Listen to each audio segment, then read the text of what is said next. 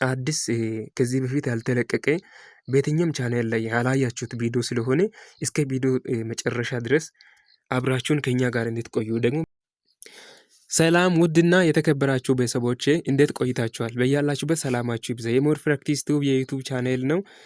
በዛሬው ቪዲዮአችን ለየት ባለ መልክ ቻፕተር 5 የሎጂክ ኤንድ ክሪቲካል ቲንኪንግ ኮርስ የፍሬሽማን ኮርስ ማለት ነው። ቻፕተር 5 ፋላሲ የምናይ ይሆናል። ፈተናን በምትሰሩት መልክ ለእናንተ አዘጋጅተን በአማርኛ እንደምታዩት እስከ መጨረሻ ትንሽ በጨረፍታ ላሳያችሁ።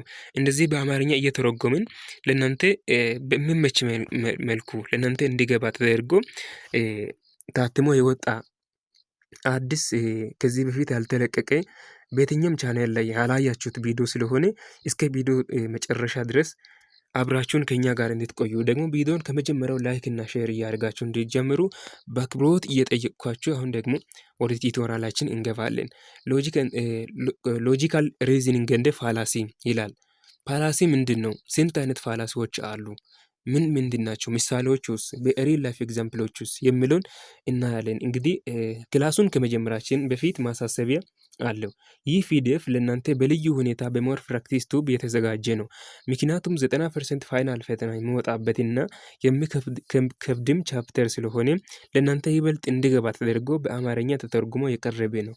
ለአንዳንድ ፋላሲዎች ስም በአማርኛ የተሰየመው ለእናንተ ይበልጥ ግልጽ እንዲሆን ከኛ ነው። ትርጉሙ ከኛ ነው። እኛ ነን ለእናንተ የአማርኛ ዲፊኒሽን ወይም የአማርኛ ለሕጸጾች ወይም ለፋላሲዎች ስም ያወጣ ነው የሰየምነው እኛ ነን። ምክንያቱም ለእናንተ እንዲገባ ከዲፊኒሽኖቹ ጋር ከምሳሌዎቹ ጋር የሚገናኝ ዲፊኒሽን የሰጠነው እኛ ነን። ስለዚህ በአማርኛ ተተርጉሞ የተሰጠ የራሱ የሆነ ስም የለውም ከእንግሊዘኛ ውጪ። እንደውም በውጭ ቋንቋ የሆነ ቋንቋ ላይ የተጻፈ ኢጣሊኛ ነው መሰለኝ የሆነ ቋንቋ ለምሳሌ ኢግኖራንሾ ኤለንቺ ምናምን ተብሎ በላቲን ቋንቋ የተጻፈ ሌላ ቋንቋ አለው እንጂ በአማርኛ የተተረጎመ የለም፣ ወይም የተሰጠው ስም የለም ለሕጸጽ ማለት ነው የፋላሲ። ስለዚህ ስም ያወጣ ነው የሰየምነው እኛ ነን። ስለዚህ እስከ ፍጻሜ ድረስ ይሄን ቻፕተር በእኛ ቱቶሪያል ላይ እስከ ፍጻሜ ድረስ ካያችሁ አንዳችም ፈተና ላይ እንደማትበሉ እርግጠኛ ነኝ። ስለዚህ እንጀምር። አሁን ሚኒንግ ኦፍ ፋላሲ። ፋላሲ በመጀመሪያ በራሱ ምንድን ነው?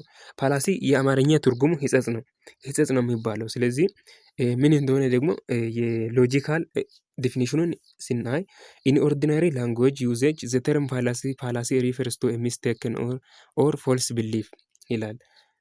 በተለመደው እኛ በምናውቀው ቋንቋ ስንጠቀም ፋላሲ የሚባለው ተርም ወይም ፋላሲ የሚባለው ወርድ ሪፌር የሚያደርገው የሚገልጸው ሚስቴክን ኦር ፎልስ ቢሊፍ ስህተቶችን ወይም የተሳሳቱ እምነቶችን የሚገልጽ ትርጉም ነው የሚሰጠው። However, from the logician point of view, the term fallacy refers to a defect in an argument. ነገር ግን በሎጂሻን ፎንት ላይ ስናየው ፋላሲ የሚለው ተርም የሚሰጠው ዲፌክት ኢን አን አርጉመንት የክርክርን እንከን የክርክርን ጉድለት የሚያሳይ ነው። ከላይ ግን ሚስቴክን ኦር ፎልስ ቢሊፍ ብለናል፣ የተሳሳተ እምነት ብለናል። የሎጂካል ፖይንት ላይ ወይም ሎጂክ የሚወስደው ወይም ሎጂክ ለፋላሲ የሚሰጠው ትርጉም ዲፊኒሽን ዲፌክት ኢን አን አርጉመንት የክርክር እንከን ወይም እንከን ያለበት ክርክር ወይም ጉድለት ያለበት ክርክር ለማለት እንችላለን። ጀነራሊ ፋላሲ ካን ቢ ኮሚትድ ቢኮዝ ኦፍ ሎጂካል ኢረር ኢን ሪዝኒንግ ኦር ዘ ክሬሽን ኦፍ ሳም ኢሉዥን ዛት ሜክስ ኤ ባድ አርጉመንት አፌር ጉድ። ተገቢነት የጎደለውን ክርክር ወይም ተገቢነት የጎደለውን ሀሳብ ብዥታ በመፍጠር እንደ ተገቢ ወይም ትክክለኛ ክርክር በማቅረብ የሚፈጸም የክርክር እንከን ነው ፋላሲ ማለት። ኢፍ ዲዳክቲቭ አርጉመንት አር አንሳውንድ ኦር ኢፍ ኢንዳክቲቭ አርጉመንት አር አንኮጀንት ዘን ዘይ ኮንታይን ፋላሲዝ። በቻፕተር 2 ላይ ኢንዳክቲቭ አርጉመንት ምንድነው? ዲዳክቲቭ አርጉመንት ምንድነው? ሳውንድ ምንድነው? አንሳውንድ፣ ኮጀንት፣ አንኮጀንት ምንድነው የሚለውን በሰፊው አይተናል። በእኛ ቲቶሪያልም የተለቀቀ ብዙ ቲቶሪያሎች አሉ በእኛ ቻናል ላይ የተለጠፉ። ስለዚህ እነርሱን ገብታችሁ ማየት ይችላላችሁ።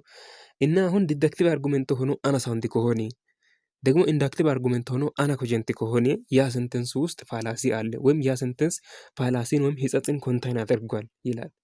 ኬዝ ኦፍ ዘ ፋላሲስ። ፋላሲ እንዴት ነው የሚፈጠረው? እንዴት ነው የሚመጣው? የሚለውን ስናይ ኮዝ ኦፍ ዘ ፋላሲ አሞንግ አዘርስ ኢንክሉድ ከሌሎች ብዙዎች ምክንያቶች እያሉ ዋና ዋናዎቹ ፋላሲ ወይም ሕጸጽ የሚመጡበት ምክንያት አንደኛው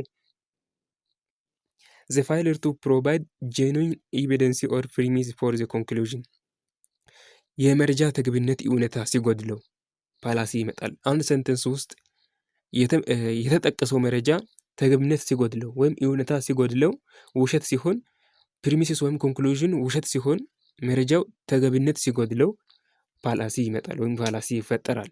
ሁለተኛ ዘ ፋይለር ቱ ፕሮቫይድ ፕሪሚስስ ዛት ፕሮቫይድ ጉድ ሳፖርት ኦፍ ዘ ፕሪሚስስ ኤንድ ኮንክሉዥን ይሄ ቻፕተር 2 ላይ በሰፊው አይተናል። የመደጋገፍ ችግር ፕሪሚስስ ኮንክሉዥን እንዴት ይደግፋል ወይስ አይደግፍም? አደጋገፉ ትክክል ነው ተገቢ ነው ወይስ ትክክል ተገቢ አይደለም የሚለውን ስናይ የመደጋገፍ ችግር ካለ ሴንተንስ ውስጥ ፋላሲ አለ፣ ስቴትመንት ውስጥ ፋላሲ አለ ለማለት እንችላለን። ሁለተኛው ችግር እሱ ነው። ሶስተኛው ዘ ፋይለር ቱ አድሬስ ዘ ሞስት ኢምፖርታንት ኦር ሪሌቫንት አስፔክትስ ኦፍ ዘ ኢሹስ ዘ አርጉንግ ፎር ኤንድ ሶ ፎርዝ። ይሄኛው ደግሞ ሶስተኛው ደግሞ ከተነሳው ሀሳብ ጋር ያለ መቆራኘት ወይም ለተነሳው ሀሳብ አስፈላጊውን መረጃ ያልመስጠት ችግር። ለምሳሌ የተነሳው ክርክር ሌላ ሆኖ ሰው ደግሞ የሚያመጣው ወይም የሚያስነሳው ሀሳብ ሌላ ሲሆን የመቆራኘት ወይም የመገናኘት ችግር ሲኖር ያ ሰንተንስ ውስጥ ፋላሲ እንዳለ ማወቅ እንችላለን። ሶስቱን ኬዞችን እነኚህ መያዝ አለባቸው። ሶስት ናቸው። ፕሊዝ ኮዝ ፋላሲ። ስንቀጥል ደግሞ ዘ ክላሲፊኬሽን ኦፍ ፋላሲስ የፋላሲ ክፍፍሎች፣ ፋላሲ በስንት ይከፈላል ምናምን የሚለውን አሁን ደግሞ ዲፍሊ ስናይ ከዚህ ነው የሚጀምረው። እንግዲህ ፋላሲ ክብደቱን ፋላሲስ አር ዩዥዋሊ ዲቫይድድ ኢንቱ ፎርማል ኤንድ ኢንፎርማል። በመጀመሪያ ፋላሲ ፎርማል ወይም ኢንፎርማል ብለን መለየት እንችላለን።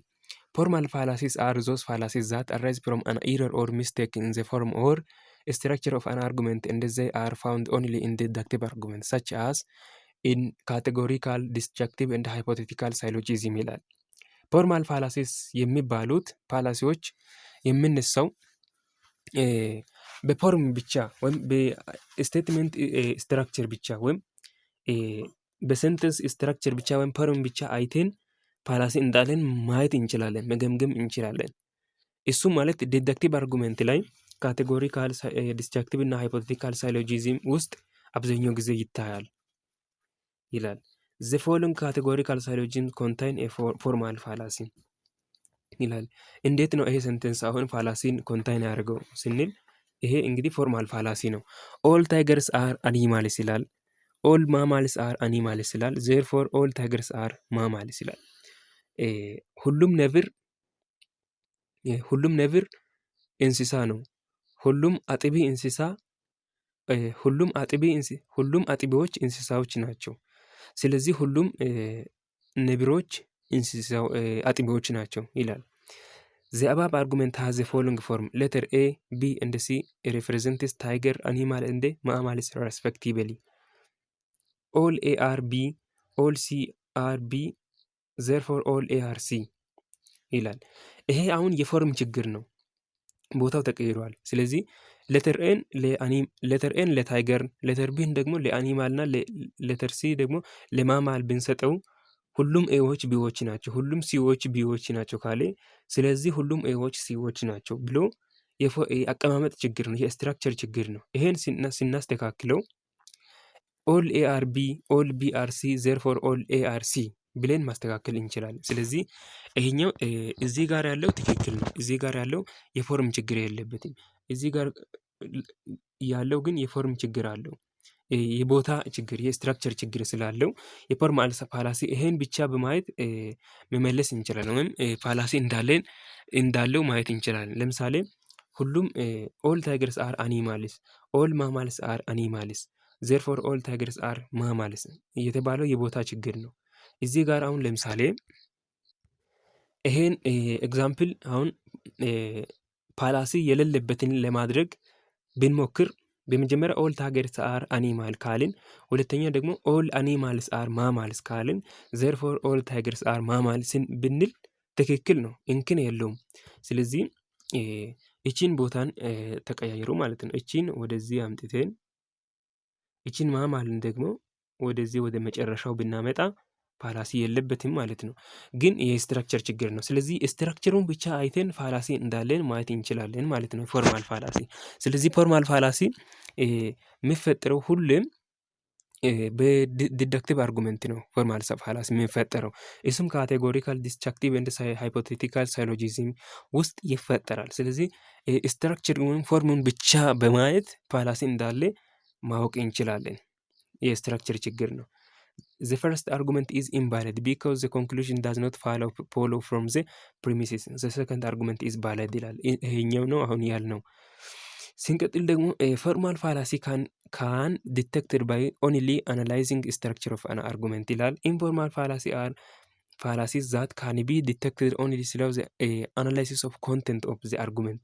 የፎርማል ፋላሲዎችን ዲቴክት ማድረግ የምንችለው ስትራክቸሩን ብቻ የአርጉመንቱን ስትራክቸር ብቻ በማየት አናላይዝ ማድረግ እንችላለን። ይሄ ስትራክቸሩን አናላይዝ በማድረግ ብቻ ዲቴክት ማድረግ እንችላለን። ይሄ ደግሞ ኢንፎርማል ፋላሲ ደግሞ የኮንቴንቱን በማየት ነው፣ የአርጉመንት ኮንቴንቱን በማየት ነው እንጂ ስትራክቸሩን ብቻ በማየት መለየት አንችልም። ስለዚህ ኢንፎርማል ፋላሲስ አር ሎጂካል ኢረር ኢን ዘ ኮንቴንት ኦፍ አርጉመንት ባት ኖት ኢን ዘ ስትራክቸር ኦፍ ዘ ፎርም ኦፍ አርጉመንት ይላል። ኮንቴንቱን እንጂ የአርጉመንቱን ስትራክቸር በማየት ብቻ ማውጣት ወይም ዲቴክት ማድረግ አንችልም። ኤግዛምፕሉን ስናይ ኤግዛምፕል ኦል ፋክቶሪስ አር ፍላንቲስ። ኦል ፍላንቲስ አር ቲንግስ ዛት ኮንታይን ፋላሲ ክሎሮፋይል ሶሪ ዘርፎር ኦል ፋክቶሪስ አር ቲንግስ ዛት ኮንታይን ክሎሮፋይል።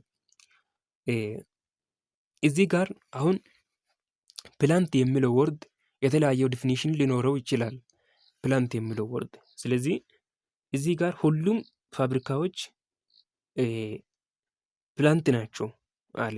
ከዛ ሁሉም ፕላንቶች ደግሞ ክሎሮፋይልን ኮንታይን ያደረጉ ነገሮች ናቸው አለ። ስለዚህ ሁሉም ፋብሪካዎች ክሎሮፋይልን ኮንታይን ያደረጉ ነገሮች ናቸው።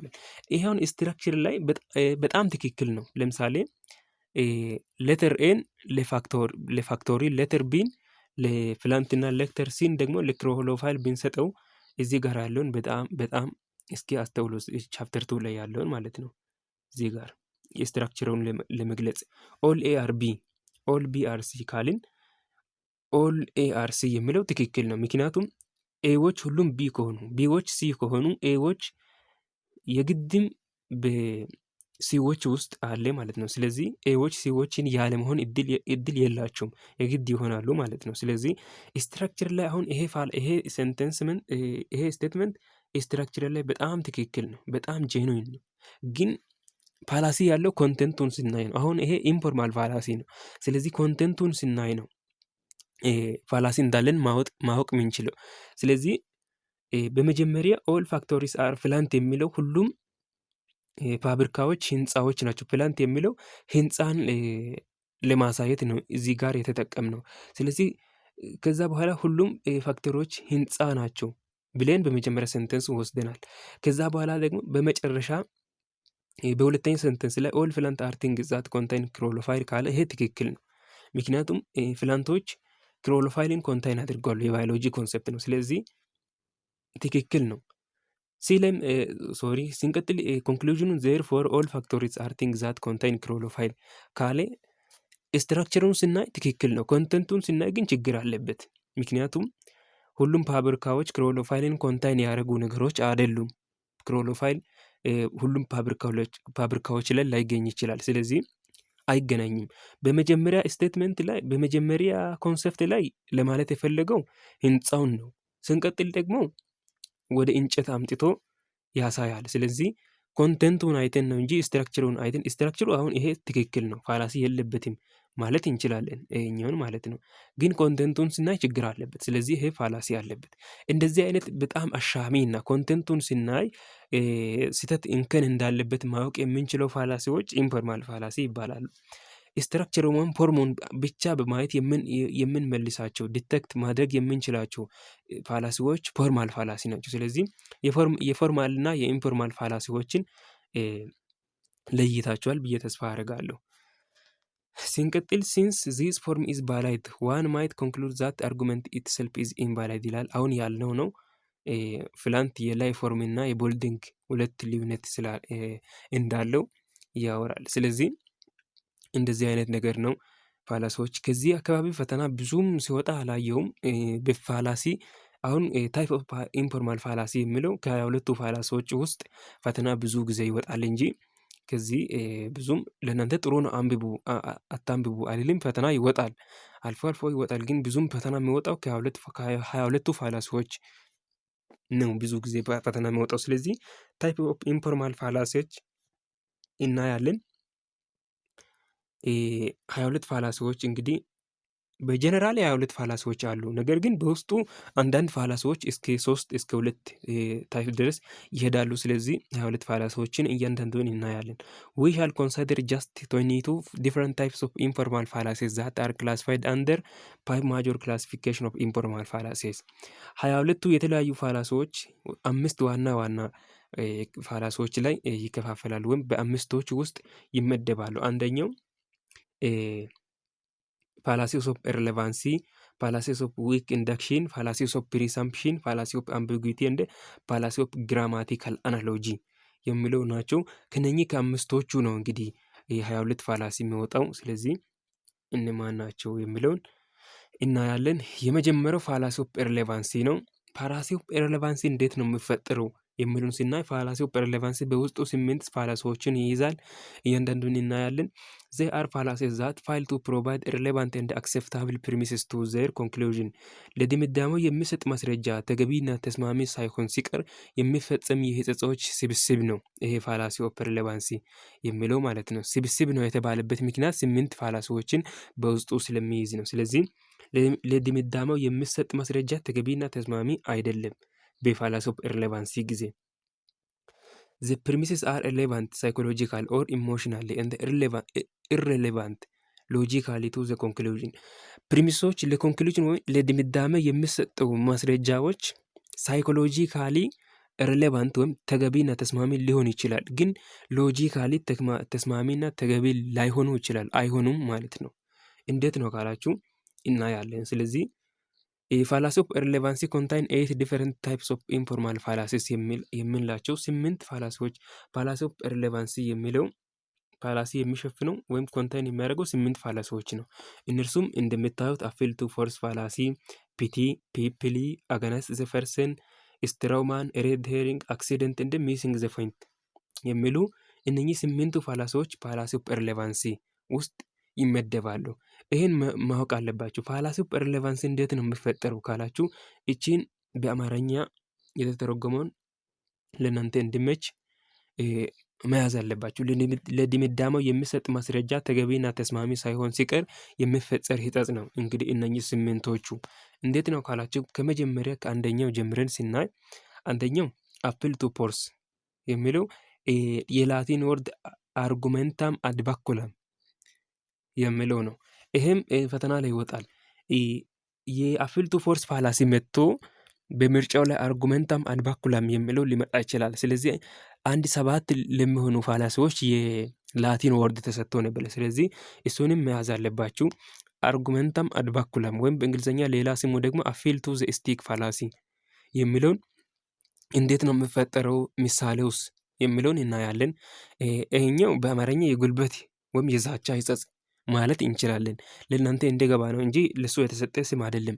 የጉልበት ወይም የዛቻ ሕጸጽ እንዴት ነው የሚፈጠረው ስንል it occurs whenever an arguer creates a conclusion to another person and tells the person that some harm will come to him or her if he or she does not accept the conclusion ይላል። በዚህ ሰዓት ላይ ይሄ ፋላሲ የሚፈጸመው እንዴት ነው ካላችሁ ተከራካሪው በእኔ ውሳኔ የማትስማማ ወይም የማትፈጽም ከሆነ ትጎዳለህ ብሎ በማስፈራራት ወይም በመዛት አድማጩ ወይም ተከራካሪው በተነሳው ሀሳብ በግዴታ እንዲስማማ በማድረግ የሚፈጸም የሕጸጽ አይነት ነው። ገብቷችኋል? appeal to force ወይም የጉልበት ሕጸጽ እንዴት ነው የሚፈጠረው? በእንደዚህ ነው። የግድም ትስማማለህ። ካልተስማማኝ በእኔ ውሳኔ ካልተስማማኝ እኔ የሚለውን ካልሰማኝ ይጎዳሃለሁ በማለት የሚፈጸም ሕጸጽ ነው። This fallacy always involves a threat by the arguer to the physical or psychological well-being of the listener or reader።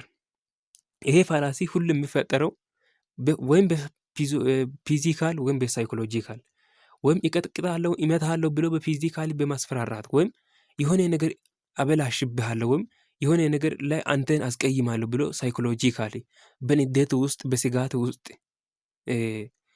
ሰውየው በስጋት ውስጥ እንዲገባ በፍርሃት ውስጥ እንዲገባ ሳይኮሎጂካሊ ሰውየው እንዲጎዳ በማድረግና በፊዚካሊ ደግሞ ሰው እንዲጎዳ በፊዚካሊ ሲያሳምሙ፣ ሲጎዳው፣ ሲቀጣው፣ ሲመታው፣ ለምሳሌ ሲቀጠቅጠው እንደዚህ አይነት ነገር ሲደርስበት የሚፈጸም ነው። ወይም አደርስብሃለሁ ብሎ በመዛት የሚፈጸም የጸጸት አይነት ነው ማለት ነው።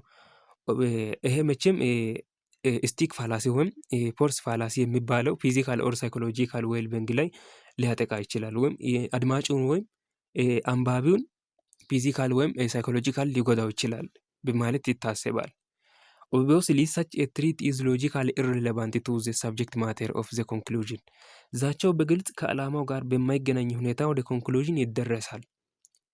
ምንም እንኳን እሱ ባይወድም ከተነሳው ሀሳብ ጋር ዛቻው ትክክል ባይሆንም የግድም ሳይኮሎጂካል ወይም ፊዚካል ጉዳት እንዳይደርስበት ያ ሰውዬ አድማጭ ወይም አንባቢው የግድም ማሟላት አለበት ባይወደውም።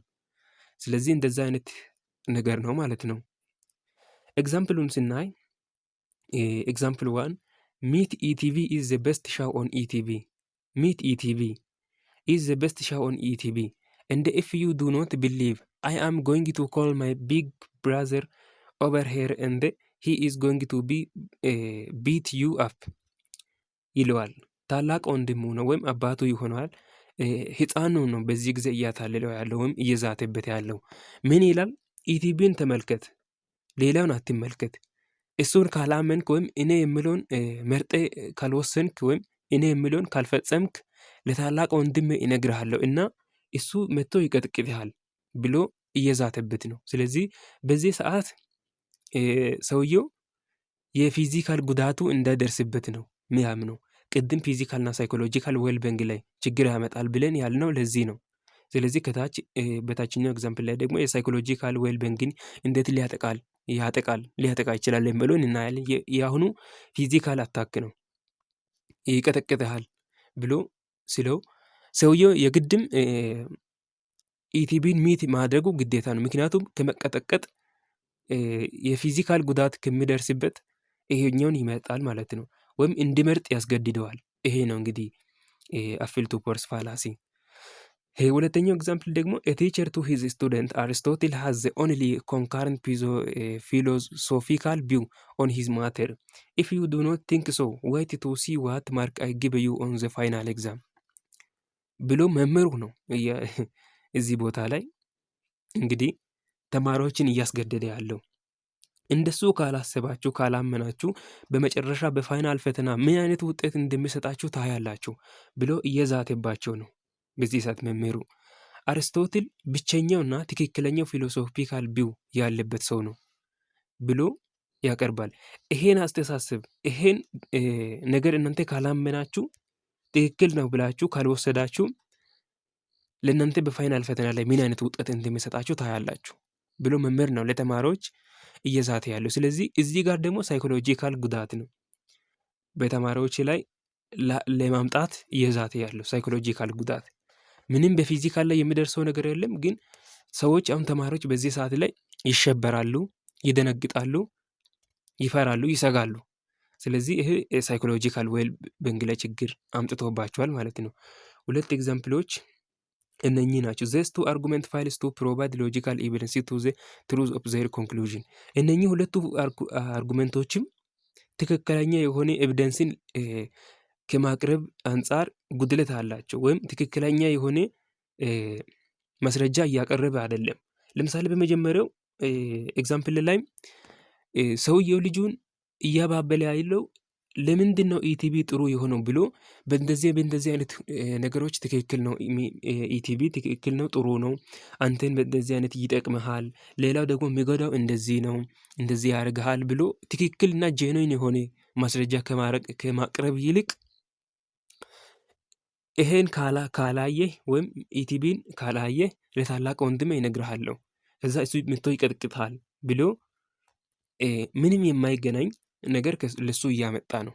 በሁለተኛ ደግሞ አርስቶትል ሃዝ ኦንሊ ኮረክት ፊሎሶፊካል ቪው ኦን ዚስ ማተር የሚለውን ስለሚለው ሰንተንስ ብቻ የራሱ የሆነ ማስረጃ የራሱ የሆነ ሪዝኒንግ አምጥቶ ተማሪዎችን በማስረዳት ወይም በማሳመን ፋንታ ውጤት እንዳይበላሽባችሁ ይሄን ማመን አለባችሁ ብሎ እያመጣ ነው። ስለዚህ ምንም ከኮንክሉዥን ጋር የሚገናኝ ነገር የለም።